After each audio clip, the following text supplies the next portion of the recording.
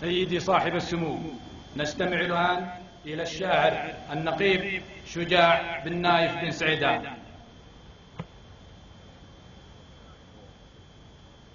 السلام عليكم. بسم الإله اللي عطاه المن دعاه يزود عن حد العقول، شيء يهول حير الناس اذهانها.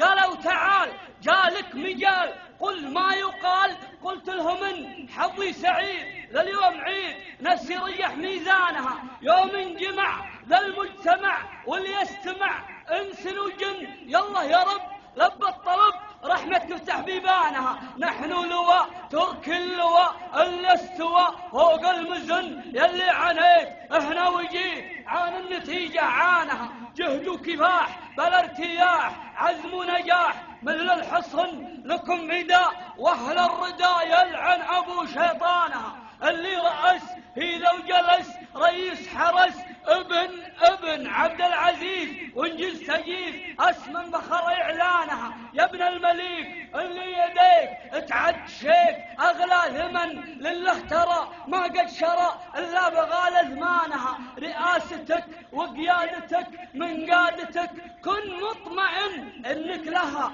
كفول لها مهما كثروا خلانها. سمو امير عنده ضمير عقله كبير ما يمكن شر وغير به نستعين صان العوايد صانها. ابوه اللي لجوه شعبه لقوه عسى الكفن يبطي ملف عليه وعب المنعه ودخانها. من يوم عاد انها الفساد والخير زاد فتح المدن جعله يدوم لب الرحوم للدولة وسكانها.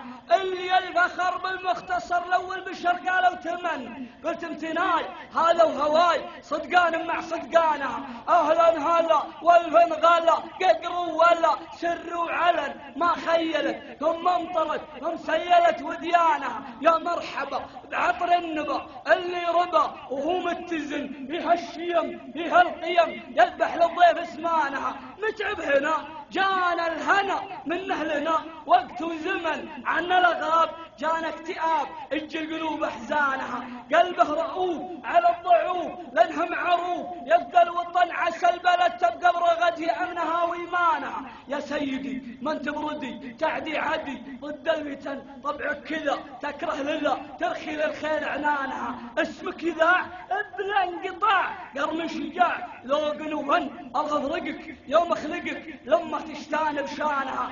حنا اهل مهما حصل لو جاء قتل ذبح وطعن ابشر والروح لازم تروح مقدمه لوطانها. متجهزين متعودين نمشي يمين من كان من مهما يكون حبه مطحون كبدا نقطع وردانها. اهل الخطط راحه وزلط لان الغلط لا من مكن ما له يكون شعبان سعود دينه لها ديانها. لو هددوا ثم قتلوا ثم هجروا لا لن ولن نشكي اسى ولا قسى ونكحل القوم عيانها. دون الديار ما بخيار موت انتحار من ظن يظن به والخيبة تحمد ديار فرسانها. واخر كلام مني سلام من حد الشام لاقصى اليمن جهزته وعززته بأبياتي وموزانها. اقدر اجيب شيء غريب شاعر نقيب شعري سكن وسط القلوب يعني محبوب لا انتم بخطمانها. سلام.